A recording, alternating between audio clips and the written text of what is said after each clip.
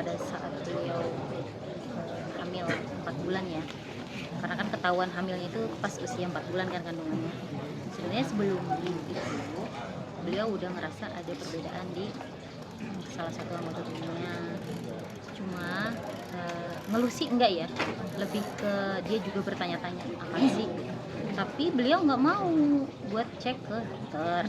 Alasannya takutnya itu satu, mungkin kalau udah tahu jadi kepikiran, dan dia nggak mau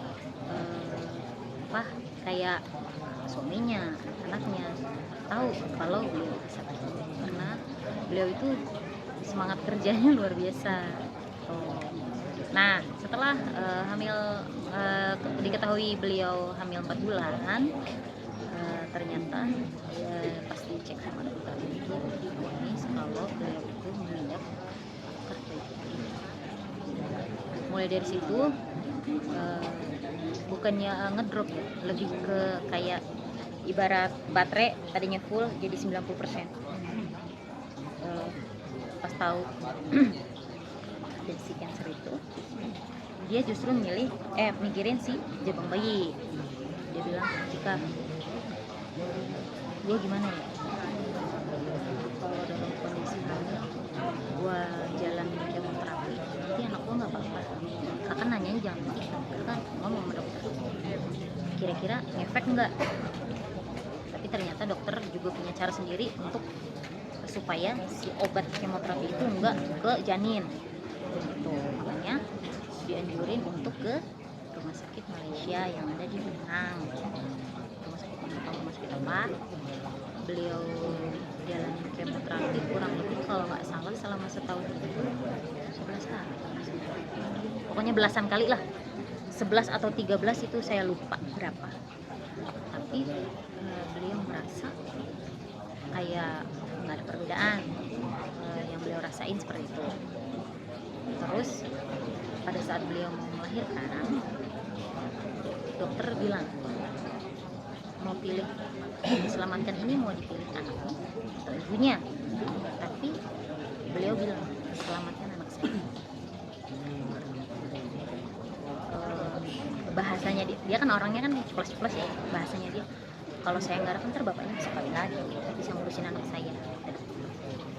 Tapi dokter bilang kita berusaha semaksimal mungkin, Allah punya kuasa, alhamdulillah selamat semuanya.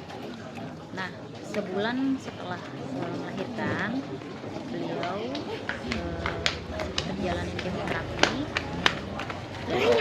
dan saya sempat disuruh pegang si cancernya itu.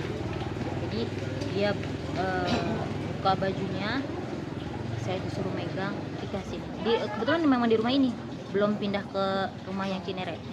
Pas megang itu kerasnya kayak megang batu karang, keras banget. Terus saya bilang, sakit nggak? Enggak sakit, beneran. Enggak, kalau sakit mah buang lagi, tiga sakit. Enggak, ini nggak sakit.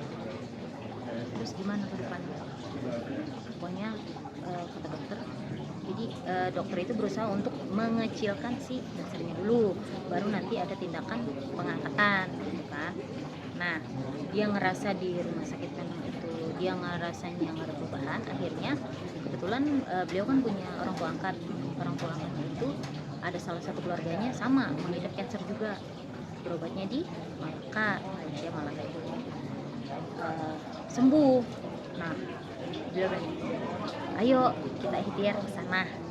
Kita pindah kan dari Penang ke Malaka, pindah. Ternyata progresnya luar biasa. Yang tadinya kayak batu, tapi baru beberapa kali di Malaka udah bisa dipegang, udah lembek Tika. Dia bilang, nih bagus kan katanya. Oh iya. Terus rambutnya juga nggak rontok, sebelumnya kan rontok. Dan pasti teman-teman dari media, teman-teman artis, kenapa sih kok pakai wig? Kenapa sih? Apa emang itu stylenya dia sekarang atau gimana? Itu karena beliau tuh rontoknya itu sampai habis. Bukan rambut doang yang rontok, alisnya rontok, bulu matanya nggak ada sama sekali, bulu ketinya nggak ada juga, semuanya rontok. Dia sampai bilang, ya Allah, jika gue kayak lagi kata gitu kan, sebelum ada nih Tika. Terus dia bilang, Tika lu cari endorsean coba, ini sulam alis kata dia gitu. Alhamdulillah saya dapet endorse sulam alis, makanya alisnya cantik banget.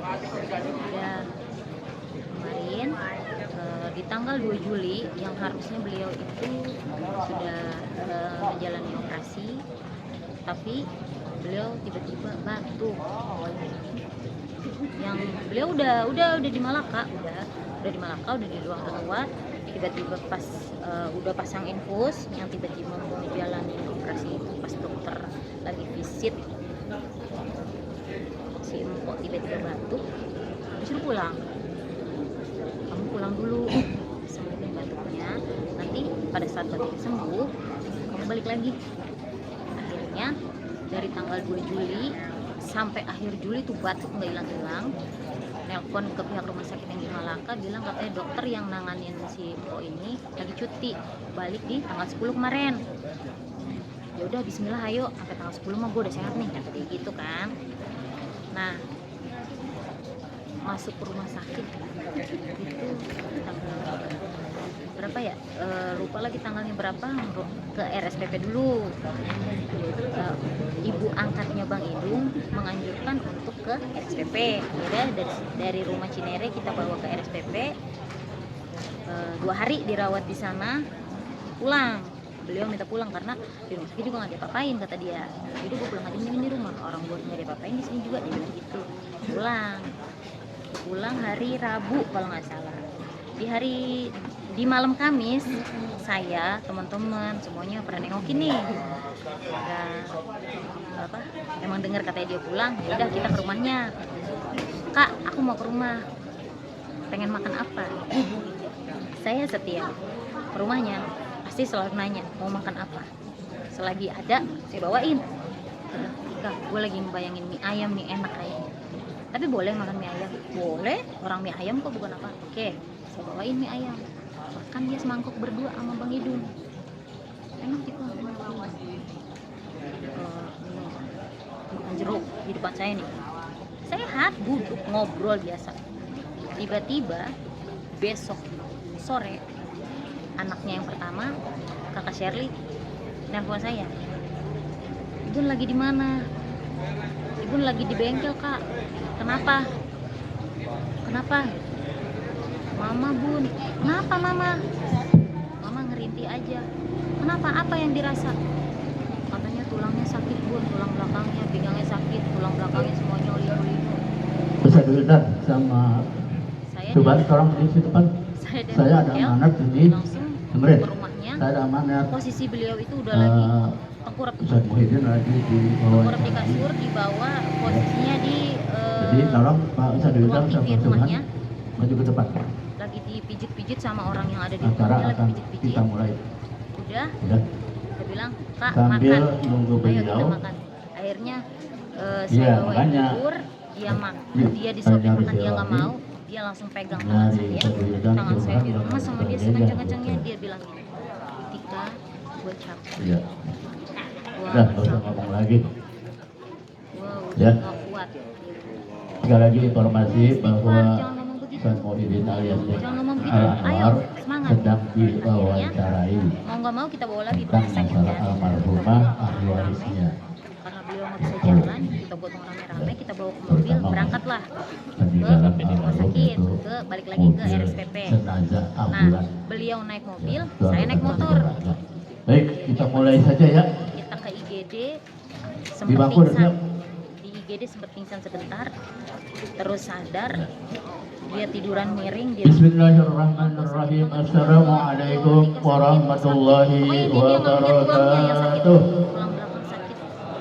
Terus harus gimana? Akhirnya dokter ngecek bla bla bla bla bla bla segala macam. Alhamdulillahirabbil alamin. Wa bihi nasta'in wa ala Arafi umuri sama dunya Arifan waddin. datang ke Wa IGD, ala alihi wa sahbihi lama sampai jam ajmain. 1:30 pagi. Amma Jam 2 ba'du. pagi pindah ke ruang rawat di atas. Qala inna lillahi wa Dirawat inna ilaihi raji'un. 1 minggu di Darmais. Yang di kami RSPP. hormati keluarga besar Dia bilang sama almarhumah saya, Tika, Po besok, Alfa atau besok gue alias pindah rumah Dina sakit. Dia bilang, pindah binti kemana? Dimas. Darmais. ya, dipanggil oleh Allah Saya tadi kaget. siang. Kagetnya karena gini ya, kebanyakan orang, Para jamaah kebanyakan sekalian ini memang juga orang yang tahunya terhormat Darmais itu para rumah sakit apa, jamaah pasti dari pada paham. musola Ya. Dan kita pun nggak bisa musola menutupi hal At-Taqwa, itu.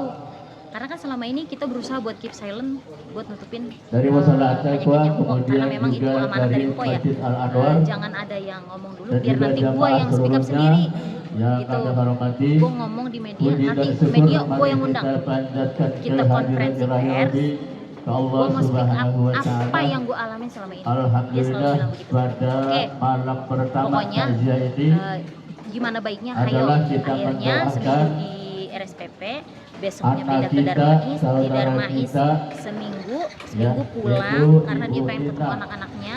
Marulina atau Besoknya Pak balik Alfa. lagi Bukan ke rumah sakit. Bukan Ya itu bukan. yang mulai langsung Salawat beserta nggak bisa salam semoga dilimpahkan kepada baginda Nabiullah dari tulang Nabi kita belakang Muhammad sini Sallallahu sampai tulang Alaihi ekornya dia Wasallam, bilang itu linu baik para sakit, keluarganya, para sahabatnya, pokoknya dan nggak juga tahu kita harus sebagai diapain. Dia pengikutnya. bilang dipijit Mudah-mudahan di Kita yaumil usah kiamat salah. nanti Dia bilang, kita mendapat syafaat Saya beliau, bilang, panggilan nggak beliau tahu, dari ini Nabi pokoknya kita sakit. Muhammad Sakit Sallallahu linu, Alaihi Wasallam.